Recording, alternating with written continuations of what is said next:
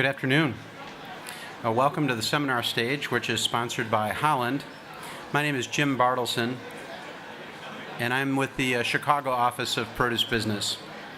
We've already had tremendous presentations this morning, and we're going to continue in that trend as we welcome Max MacGillivray, who is going to talk to us about the Great Fruit Adventure, which is all about inspiring kids to develop healthier attitudes toward eating.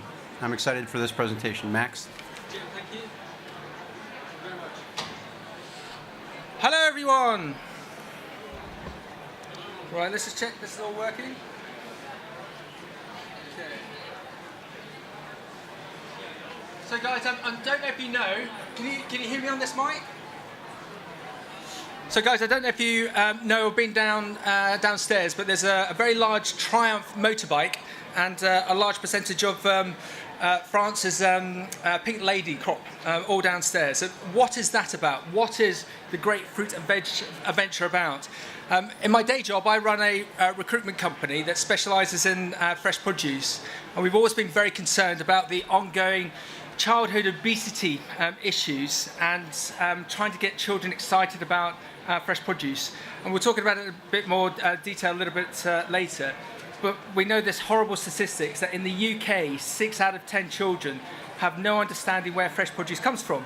So we wondered what we could do as an organisation with our network to excite and educate children as to where fresh produce comes from. So we looked at various schemes and thoughts, came to the conclusion the likes of the 5-a-day message is just too dull, too boring. So we thought, well, what if we created an adventure where children, schools and their families would be excited to find out where fresh produce came from. So that is how we created the Great Fruit and Veg Adventure. And so what is this about? What we did, leaving November of last year, 2 of us on Triumph motorbikes left from New Spitalfields Market with a send-off of about 250 people, 50 children, all of the market stalls there. And we rode 2 Triumph motorbikes from London all the way to Cape Town. Took us 3 months, 18,000 kilometres, 15 countries, and we visited 50 fresh produce companies and presented to over 5,000 children on the way down there. So just so we can get a bit more attraction for our seminar, because we haven't got too many people here, when I do school presentations, either here or in Africa, we do this lovely thing where I get everyone to shout out their favourite fresh produce. So far I've set off 2 school alarms up in Leicestershire by getting these kids to shout out. So just after 3, if you could just shout out your favourite fresh produce, that would be very, very helpful, especially so everyone down there can hear, so hopefully they'll come along. So just after 3, what's your favourite fresh produce? 1, 2, 3? Right, we'll come on, we're going to do this, we're going to enjoy this. After 3, favourite fresh produce? 1, 2, 3? Okay, so I think we've got a mix of banana, and it's fascinating when you go across country, especially through Africa. In West Africa, it's mangoes. In Zimbabwe, that was an odd one. That was carrots for some reason. And then in South Africa, it was a whole mixture of avocados, citrus, and grapes. Because the children in Africa are obviously very well educated as to where fresh produce comes from. So let's just give you a bit of collateral as to the trip itself. Robbie, can you play the video, or is it just next click? Okay. By Max MacGillivray and Okay, so this is a piece to TV. Traveling through Africa, educating the youth about fresh produce. They're here to tell us all about their journey. Hello. Hello. Hi. Welcome to Cape Town. Oh, thank you very much. What a beautiful city you have. Now the 2 of you are from the UK. Correct, yep. Tell me about your journey through Africa. Well, we set up this adventure called the Great Fruit Adventure to educate children, their schools and their families about where great fresh produce comes from. Because we have an issue back in the UK that the majority of children don't know where fresh produce comes from. And the schemes that are run in the UK and Europe aren't very exciting. So myself and Gareth thought if we went on an adventure and visited lots of fresh produce companies in Africa, we would get children excited, motivated about eating great fresh produce. So that is why we set up the Great Fruit Adventure and left from London at the beginning of November to travel all the way through Africa to Cape Town. Now, Gareth, tell me about the initial reaction you had from children when you started on this journey. Oh, well, we've been welcomed everywhere to the schools we've visited on the way down. And you pull in on a motorbike to a school and the kids just get so excited and so enthusiastic. So we've had a fantastic reaction. I was actually speaking to a local gardener yesterday, and he said a lot of the kids who are primary school level, they don't really realize that produce comes from the soil. They think Absolutely. it just comes from grocery stores. Yeah, absolutely, and that's the biggest problem that we've encountered, and that's why we look to set up an adventure with a twist. When you turn up at a school, whether it be in Kenya, whether it be in Ghana, whether it be in South Africa, whether it be in England, on a motorbike, and do a big fun presentation, and you give a grab bag of fresh produce to the kids, the feedback that we've been getting from the kids has been amazing. Mum, Dad, these crazy guys arrived at our school on a motorbike. Great presentation. Can we find out more about Africa? And can we eat a pink lady apple? Can we have some avocado? Can we have some citrus? Because we've managed to get them excited about fresh produce. Now, have the two of you always been excited about produce? Totally. I've worked in the produce industry for 20 years. I've also worked in fresh produce industry as well, and it's such a positive thing to be able to do is push this amazing fruit of. Because Jennifer, there is a serious element to this. And I think you've got a similar problem in South Africa. In the UK, we have a huge obesity crisis, and we have a huge diabetes crisis on the back of that, because children and the families are making the wrong eating decisions. There are a number of power brands, as I call them, that are full of sugary drinks, full of sugar, and so these children are eating the wrong things and getting fat on the back of it, when there's one solution, and that is fresh produce. Fresh produce is brilliant, and if they eat fresh produce and exercise, they'll be far fitter than eating drinks and food that perhaps aren't as good for them as fresh produce. And tell me about riding motor. So that went down very well. We back on, Robbie? Can you hear me? So that went down very well in Africa. When I do the various presentations to the schools, depending on the age group, I look to shape it as to who I'm presenting to. For younger kids, we will look to emphasise the adventure element of it. With the older kids, we talk about Africa, and it might be of interest to you, especially if you've got a background or have been to Africa. Just a show of hands, how many people have actually been to Africa or come from Africa? Fantastic. So the route that we did was quite an interesting one. That in the past, you would go from northeast Africa through Libya, Egypt, all the way down. But because of the political situation in the likes of Libya, you now can't. And also, we wanted to capture some very important friends of ours in the likes of Ghana. So we left from London, went into Spain, visited the AMC group in Spain, went into Morocco, Mauritania, Senegal, Mali, Burkina Faso, and then into Ghana. And from Ghana, we then airlifted us and the bikes over to Kenya. We had a fixer all set up to do that, and he said, slightly worrying, that every message that we had from him, he would always end it with, "Thank God." And I knew we were in problems when I was getting messages from him just saying, "Thank God," because they found out that they couldn't actually fit the bikes into the airplane from Ghana to Kenya, even though we were already in Kenya. But they found a solution, and the bikes actually went from Ghana to Addis Ababa, were offloaded there, and then loaded back up, and then back down to Nairobi. So myself and my riding buddy Gareth, we went through 15 countries, but the bikes, they did 16 countries. And my bike always laughs at me when I have that conversation with them. So to Africa, going through on a motorbike is fascinating because it is like a kaleidoscope. You're just seeing everything in a very unusual, very raw manner, especially with the businesses that we saw. The thing that struck me about Africa that you don't see in the UK, and it'd be interesting for the likes of Anthony, with your background. Anthony's worked a lot in the likes of Zambia. In Africa, it's all about pioneers, whether they be existing individuals or people who are long deceased. You don't tend to see that in the UK. And Jim, it'd be interesting to see what you think about America as well in the respect of pioneers. I think Britain is so well established in fresh produce and growing that it's very difficult to become a pioneer. As an example, we went into Senegal, and there's a company here, the G's Group, who've got Love Beats down there. They set up a business in Senegal called West Africa Farms. And 5 years ago, there was nothing there, absolutely nothing. And then a lovely couple called Rick and Amanda went out there with the request to set up a farming unit to grow spring onions and radishes. So in 5 years, they've gone from absolutely nothing to 1,000 hectares of fully irrigated land, growing out of season spring onions and horseradish, which is then sea freighted back to the UK.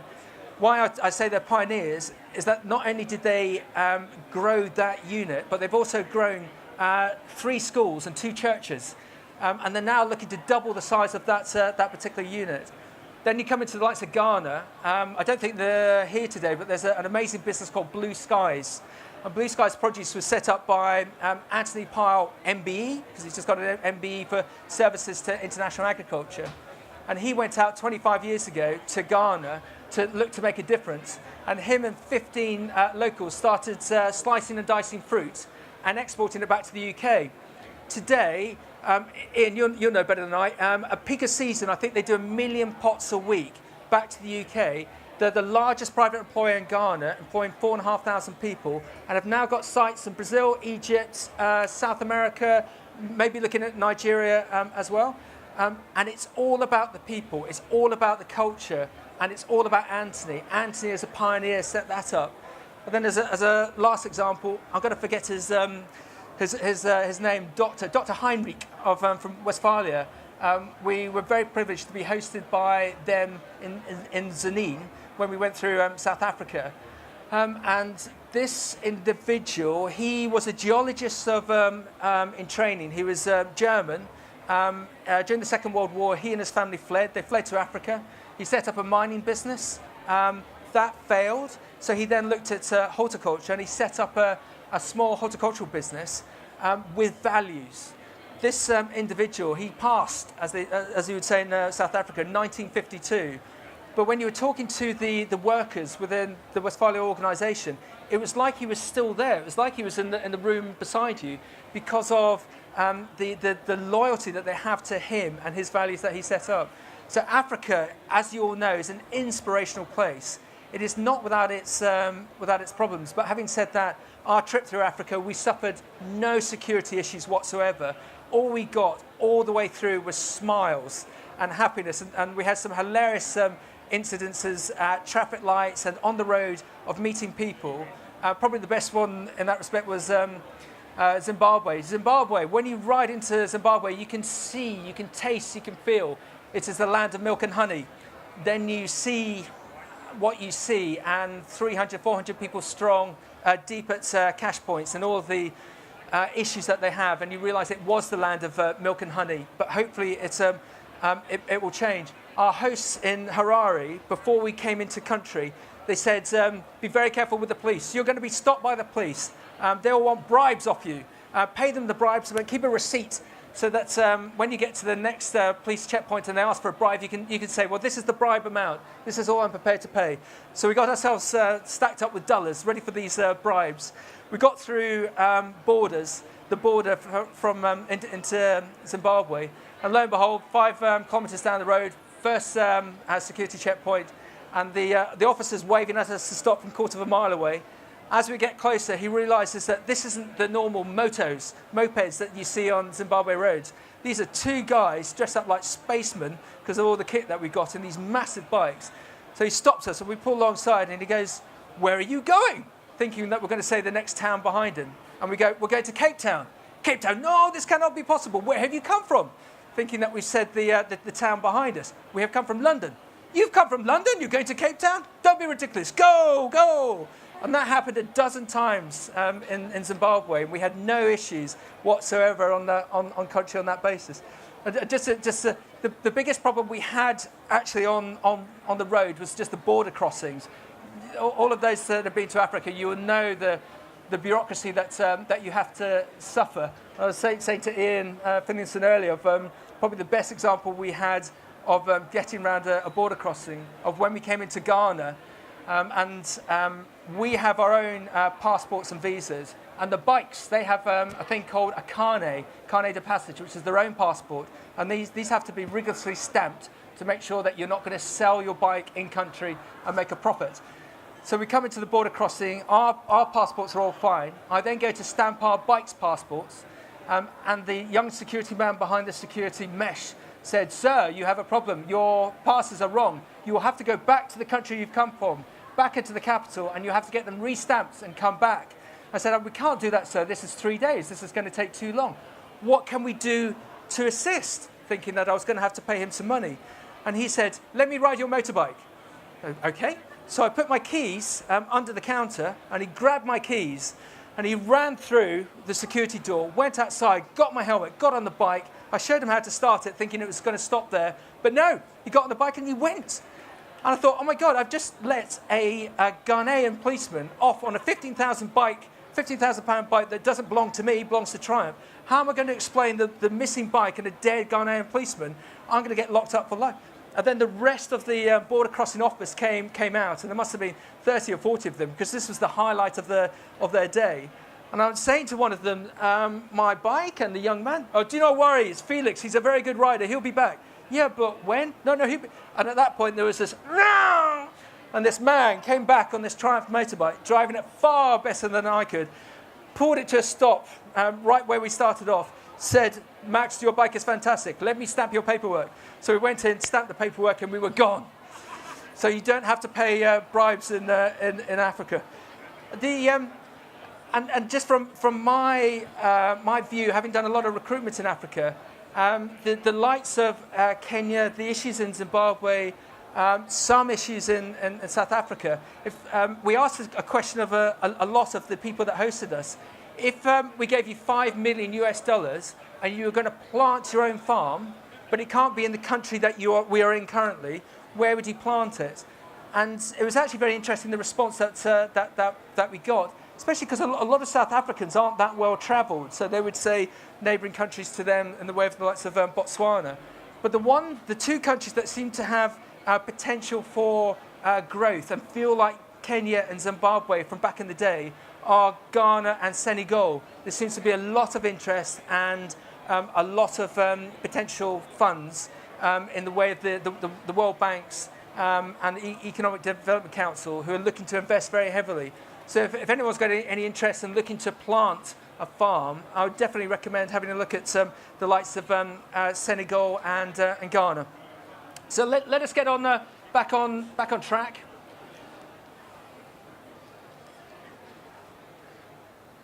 Okay, so why the adventure?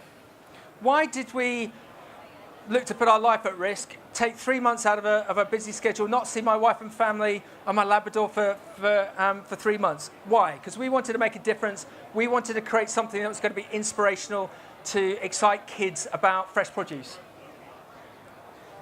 Now, you'll know most of these shocking facts. So within the UK element, we have a huge problem. My local hospital, Addenbrooke's, is broke. It has got through 4 chief executives in 5 years. They're running out of money, and the main reason they're running out of money is childhood and adult obesity. So we have all of these people coming into hospital to be treated for ailments that are self-created. And as it says, it's the number 3 global burden, and the NHS in the UK, £5.1 billion cost. So we thought that if we did something unusual, different, we could make a difference. And the way that we're going to do that, and we have done it, is by creating a unique fresh produce brand. Now, all of those who were at the reception this morning, there was a lot of talk about brands, and we have an issue in the UK and globally because of, and excuse my French, because of these bastards. Now, we all know how bad they are, and I'm just going to break a bit of confidence. I recently interviewed with my recruitment head-on a senior brand manager for an energy drink, and I said to him, do you feel good about what you do? And he said, yeah, I feel really good because I make lots of money, and I go to all these fun events, and we're growing this brand. Yeah, but it's killing people. Yeah, I don't really care about that because I'm 28 and look at me, I've got a fast car, I've got a nice place in London, I'm going places. Yeah, but are you going to be able to live with that for the rest of your life? Max, I don't really care. Can you find me another job with another energy drink so I can? So it's like talking to a banker of old within this sector. So I asked this guy, what do you see as your competition? Do you see name some of your competition. Red Bull and other energy drinks. well, that's very interesting. Do you see fresh produce as your competition? He said, no, good God, no, they're archaic. They're dinosaurs, the fresh produce sector. Why do you say that? Well, they're idiots. If they created a brand, their product is far better than ours, but they don't do it. They haven't got the intelligence to create a brand. So he's obviously got no understanding of the sector and everything that is here. But is he not correct? So let's just quickly analyse that. Why do these guys have huge market share in respect of brand awareness? So you have sportsmen, whether it be the likes of Lewis Hamilton or Surf Dudes or Red Bull Formula One teams and everything that Red Bull do. How can they afford that? That's because that can is, what does anyone know? I don't know, I never buy this stuff. £1.50, £1.80. And the margin that they make on that is virtually 50%. So we all know with fresh produce what the margin is. So the margin, it would be lucky if it's 1%, 2%. So that is the issue that we all have. We cannot collectively gain enough margin to make a brand by creating a marketing world behind it. So we need to do things slightly differently. And just to emphasize this point, the school presentations that we're doing, a number of the schools that we go to, they entered a competition to win a Pink Lady apple for every kid in the school. So once I've done the crazy presentation, got the Triumph bike on stage, I'm then handing out apples. Most kids get it. There's a couple of kids, and you get used to it. They don't want the apple. They don't take the apple. In this particular school, I asked the teacher just to hold back this young chap. Turned out his name was Anthony. And so after everyone had gone, I said to Anthony with the teacher, Anthony, why didn't you want to take an apple? I don't know what it is. What do you mean you don't want it? I don't understand, Anthony. What do you mean? I've never tried one. So hold on, Anthony, you're 8 and you've never tried an apple. And we're not talking about a down at heel school. This was a standard primary school, 400 pupils. So I asked him, do you know any energy drinks? Yeah. I know Monster. I know Red Bull. I know Coca-Cola. And have you tried those? Yeah. Which is your favourite? Monster. Okay, so Anthony, you're 8 and you've tried Monster, but you haven't tried an apple. Come on, let's just cut this open and try this apple. So we cut it open, and a Pink Lady apple is gorgeous, especially at a first taste. And you could just see his eyes light up. So, right, Anthony, do you mind if I give you a box of apples so that you can take home to your family? Because obviously the issue is at the family level that the parents, you can imagine what shit they're feeding these poor kids. And it goes back to this brand manager who is making, pick a number, 50, 60% margin, and so can proliferate the world with this rubbish. And we all know the issues that we've got within this sector because the retailers aren't very kind in the margin aspirations for all of us here, when it should be, because the answer to this obesity problem that we've got is fresh produce, but we don't have the money to promote it heavily. So that's why we're looking to do something different and be disruptive in what we're doing by going into schools with an adventure bike, with me, with a bit of a crazy presentation and some fresh produce, so that if we can turn little old Anthony's family around, by God, we're going to make it. We were out last night with Dom and John Valentine from Red Communications. Oh my God, I was shocked when John said, I'm just going to quote this word for word, more is spent on marketing on vodka in the UK than fresh produce. Just let me say that again. More is spent on marketing vodka than on fresh produce in the UK. And how bloody ridiculous is that? Look at us in the Grosvenor here, but we're invisible. No one knows of us because we're not pushing ourselves out. And so there's all this talk of brands and how we can be different. But at the root of it, are we not but traders and always have been? And is the guy from Monster correct? Are we dinosaurs? Are we never going to compete with them? But the market's coming towards us. Everyone knows that this is poor. You look at all the health food programs or the likes of the fantastic involvement with Reprue Leith. I don't know if you're aware, we got an award from the current UK Prime Minister, Theresa May, back in April, an award called the Points of Light Award for inspiring young children to eat more fresh produce. We've got no idea where that came from, but the Prime Minister's office contacted us to say, we would like to give you this award. So they're obviously picking up on the fact that there is this ongoing issue, but we need to do more. We need to push it out. So let us get back to how we're going to do that. There's some great learnings that I've picked up. This morning there was one fantastic speaker. Jim, are we okay for time? Lawrence Froome, he spoke at an industry conference last year in a Q&A debate. And Lawrence heads up a thing called the Summer Fruit Campaign. And what he did was very, very clever. 15 years ago, he saw that there was an issue with declining sales within soft fruit. So rather than fight all of his competitors, he invited them into a room and he said, right guys, come on, we're going to get together, we're all going to put money in a pot, we're going to find a marketing agency and we're going to create some euphoria, some excitement, something special about soft fruit. And let's just see how it goes. We'll review it every 6 months, every year, and let's see how it goes. So he set that up 15 years ago. Look at soft fruit today within the UK. It is amazing. We've got double-digit growth of it. Blueberries, wherever you go in the world, the amount of blueberries that have been planted, and everyone wants to get into the UK and Europe to get into the soft fruit side. And Lawrence said a really interesting thing at that interview. He thought, when he set that up 15 years ago, that, oh my God, the banana guys, they're just going to duplicate this and they're going to come up with their own campaign. Oh my God, the UK Apple guys, they're going to see what we've done and they're going to duplicate the same thing. 15 years later, they haven't. And all Lawrence has managed to do is been able to cannibalize sales from bananas and apples to soft fruit. And so it's fantastic what Lawrence has set up, but could back then, 15 years ago, a collective brand be set up for fresh produce in the UK that then could have been rolled out on an international basis? It hasn't, but that's what we're looking to do in a friendly manner by setting up the Great Fruit and Veg Adventure. So, how are we going to achieve this? Having got the collateral of the ride, we had over 250,000 hits on our website. We had 100,000 likes on our Facebook page, which is the most that I've ever come across within anyone within the sector. We had 500 schools signed up to us, so that's over 250,000 children that were actively following us when we were on the road.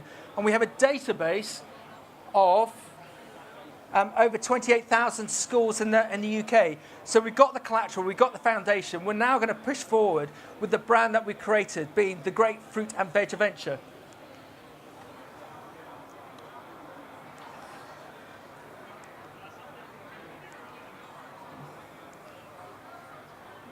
So let's do it from bottom to top. We know this, and a number of people I've spoken to already today.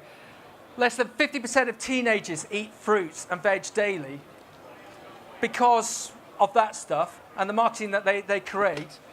And 6 out of 10 children in the UK have no idea where fresh produce comes from. And again, you have to look at everything that Jim and Jim have created here, which is fantastic, but we're not educating the 72 million people out there. That's what we're looking to do. We're looking to educate children, their schools and their families about where fantastic fresh produce comes from. So how are we going to do this? So currently, we're engaging by communicating with 29,000 schools in the UK. When we were on the road on the trip, I think I mentioned earlier, we ran a competition to win a Pink Lady apple for every kid in your school. The number of entries we got was fantastic. And again, if any of you want me to present to any schools in your area, we would love to see kids eat an apple for the first time, like young Anthony. It's just inspiring and needs to happen time and time again.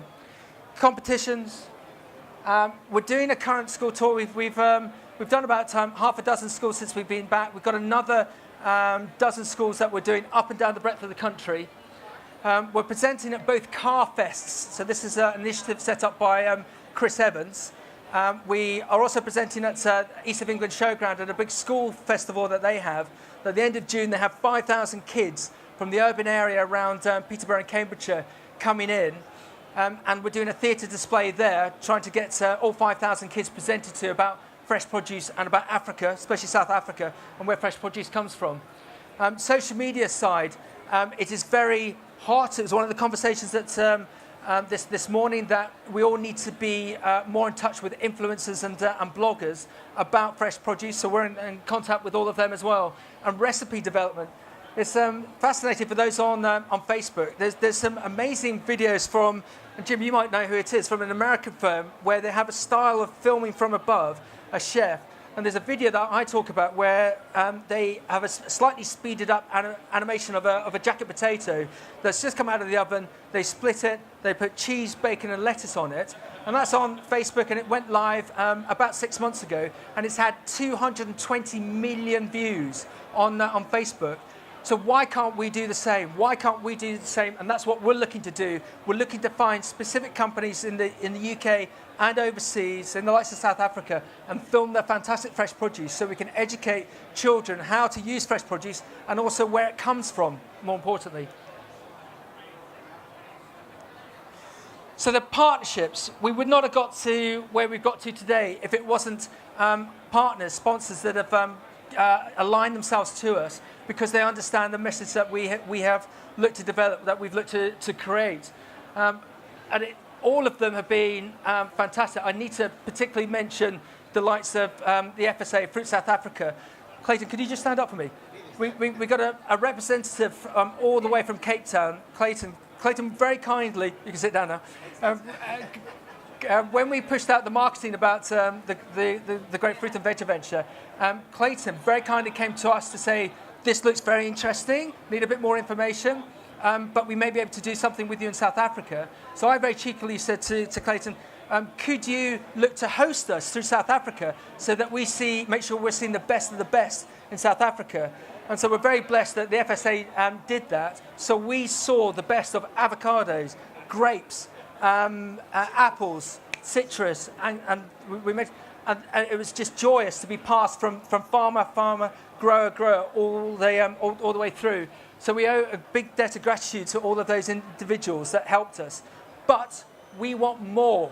We want to get more companies behind us to help us, look to fund us to go to the next stage of developing this brand, because we are going to sell more fresh produce and educate more children, their schools and their families as to where it all comes from.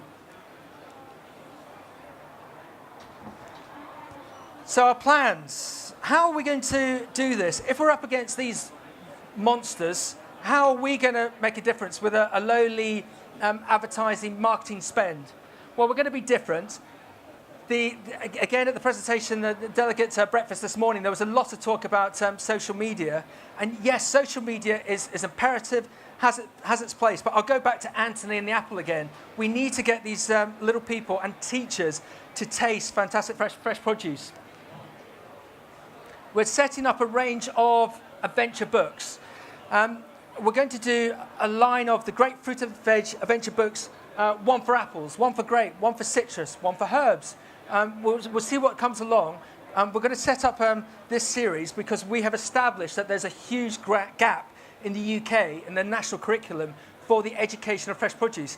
So rather than a very prescriptive, government-based led document on you, Jimmy, you must eat X, Y, Z, we're going to encapsulate the adventure into these books so that the children follow the books and they get excited and entertained by it. And of course, what we'll have at the back of it is recipes so that children can look to deploy those recipes and also follow them online because we will set up a range of educational videos in a fun manner as well. Website. We're looking to create a very special website that's going to encompass all of our brand and the values that is going to excite the children, the schools and the teachers, and it will be hugely interactive so that teachers can use it as a resource. Children can come in and out of it, especially with the games that we're looking to develop. So again, we influence them, and as well as mums and dads, so they can find out where does a coconut come from? Where does a fair trade banana come from? What can I do with a jacket potato to make it healthy? What can I do with carrots to make kids eat it? What can I do with spinach to make it exciting?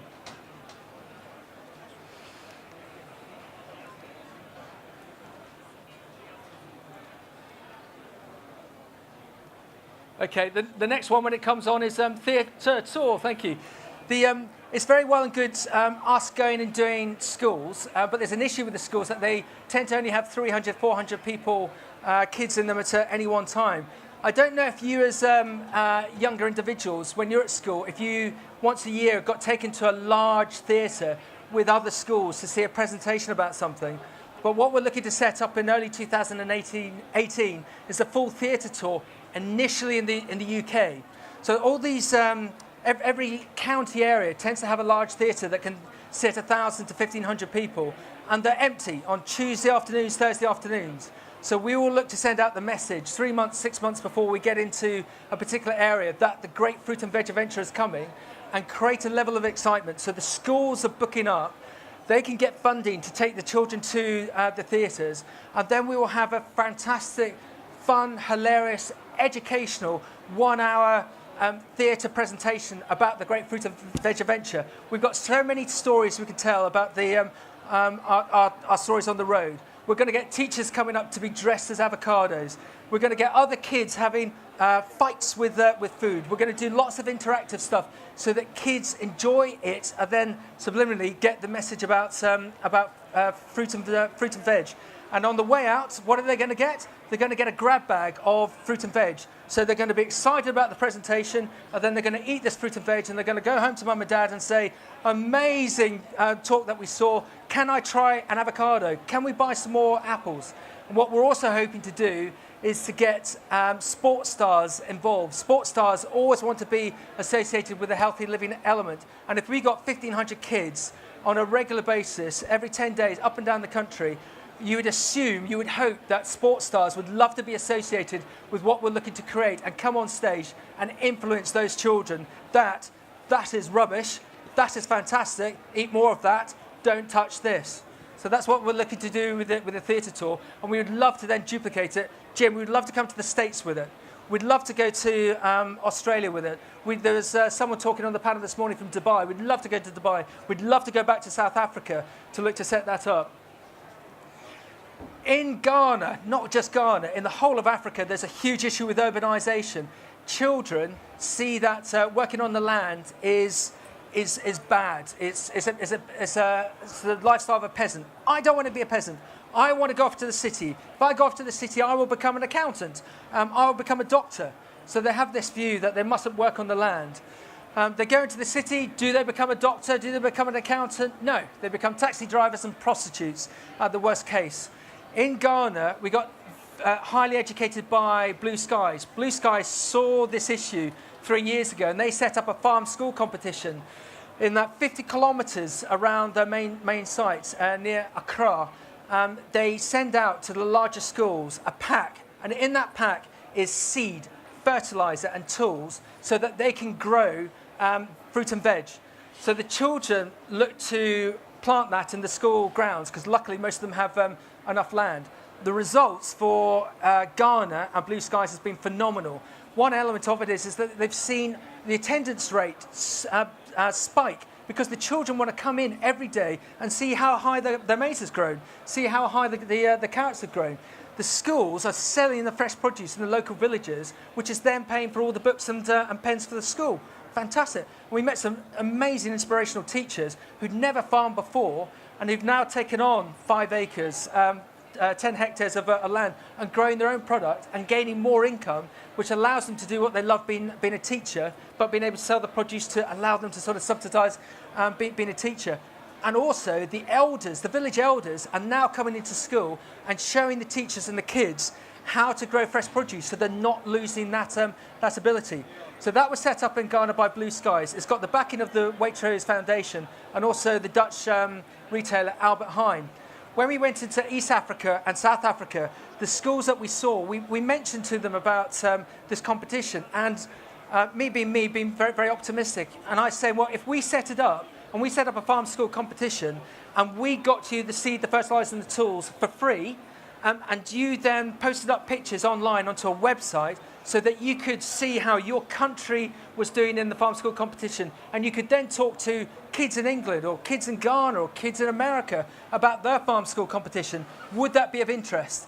And we didn't have one negative comment. Everyone wants to join this farm school competition. There will be a lot of administration behind it. Blue Skies is very keen for us to adopt their scheme and even let us run their scheme if we can get it set up. So that would take a lot of organisation, but we think as another method to get kids aware of where fresh produce comes from and how it has grown, the farm school competition on a global basis would be absolutely fantastic. So this is another area that we're looking to push.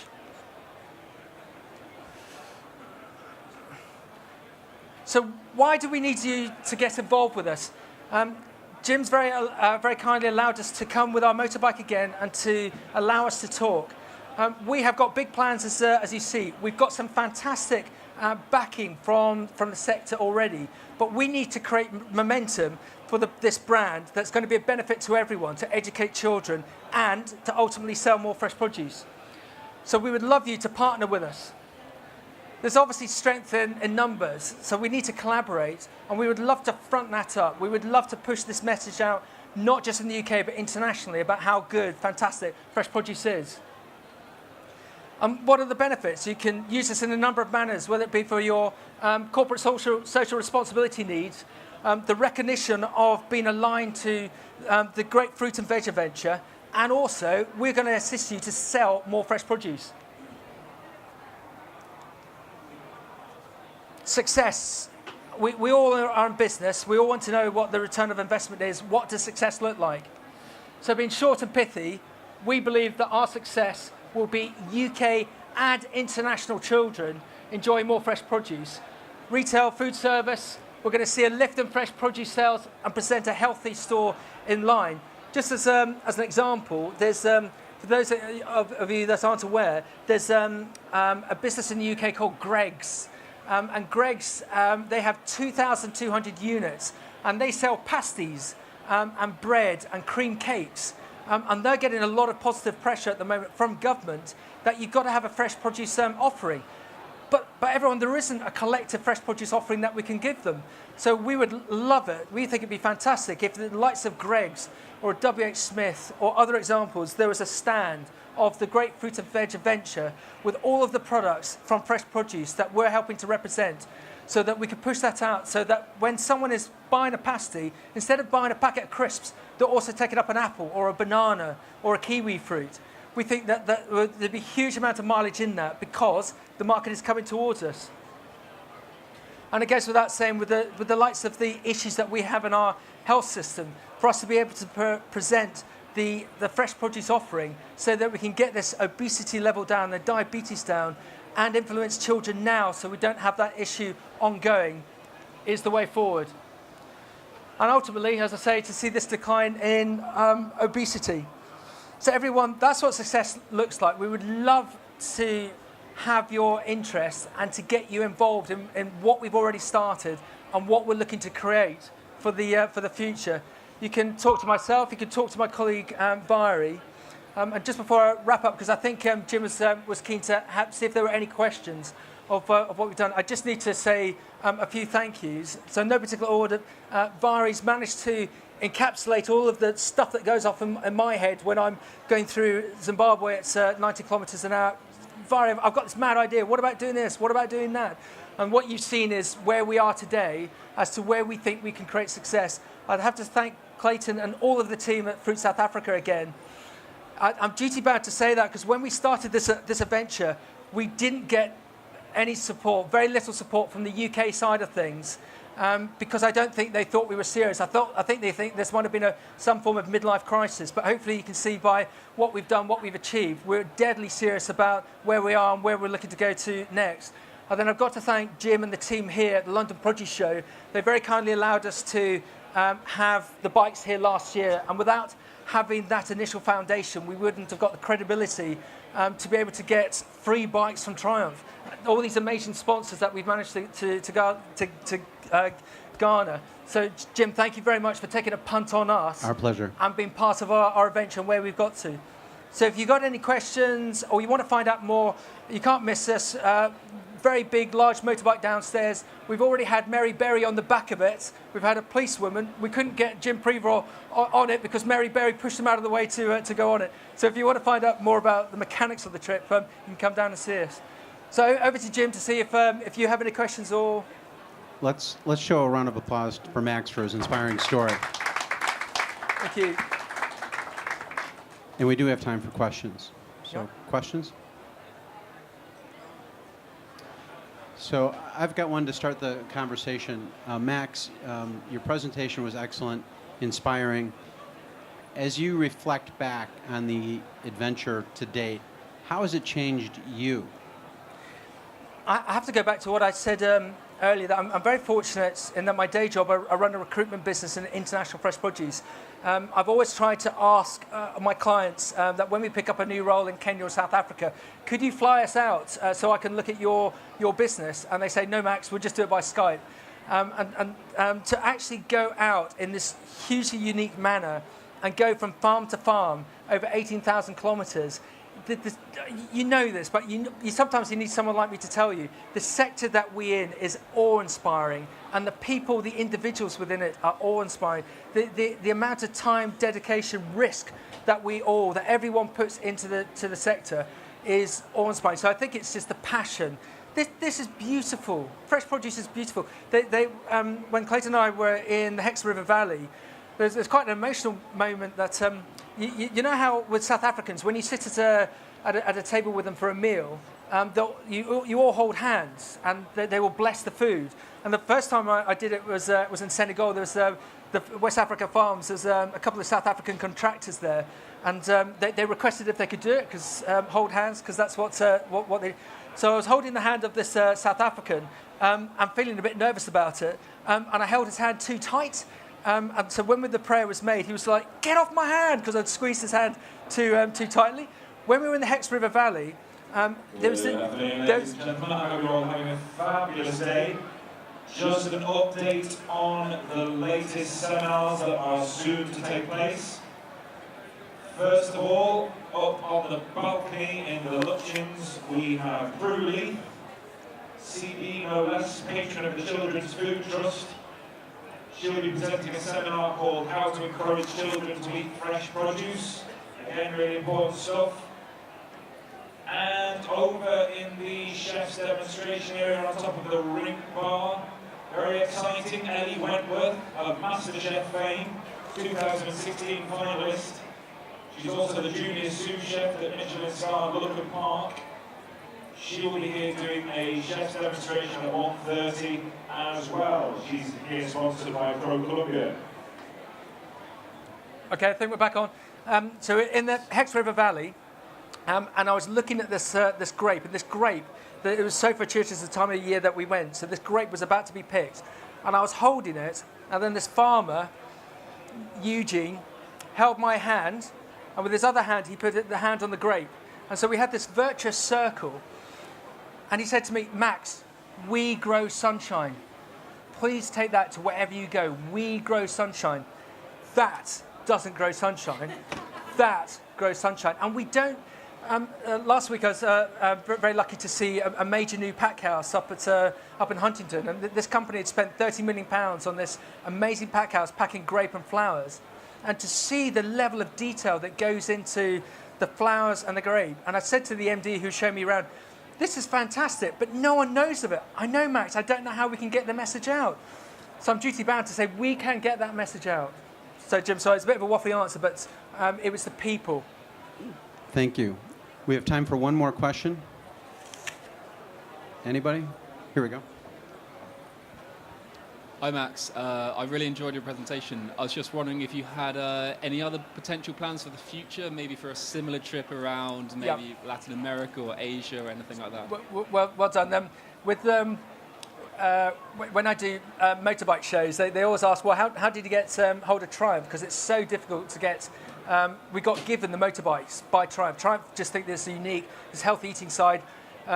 There's a positive side of presenting a Triumph to a kid, because a kid could be an ultimate customer. When I did, it was a conference call we had with them, and they said, "Okay, Max, so how long have you been riding a motorbike?" And I said, 15 years. Yeah, I've had about 10 bikes. I took my motorbike test for this ride, and I've been riding for 6 months. So I managed to blag that. And then they said, "Right, Africa sounds fantastic. Have you got any other trips planned?" So I just said, "Yeah, we're going to do South America at the end of 2018. Yeah, okay, Max, we'll do that. We're on for that. Yeah, we're definitely on for that." So I've got this positive problem that 3 months is a long time to be away from family. we could easily do, I'm going to get it wrong, Peru, Chile, Uruguay, Argentina, Brazil for 3 months. We'd love to do it, but it's too long. But we're definitely looking to go in country. We want to go in on a splash and dash basis and go into the likes of Chile, to the likes of California, to the likes of New Zealand with our little film crew and film and report about fresh produce. So yes, we're definitely going to do other countries because we need to keep the momentum going about where fresh produce comes from. But after doing 18,000 kilometers on a motorbike, my bottom hurts and I don't really want to do another 3 months on a motorbike. Well, when you're ready, we'll look forward to welcoming the great fruit and vegetable adventure to the United States. So thank you Fantastic. again, Max. Let's give him another round of applause. Thank you all. Does anyone want these? No. Thank you. So please stay with us. We're going to have Prue Leith, celebrity chef, be interviewed by Claire Powell.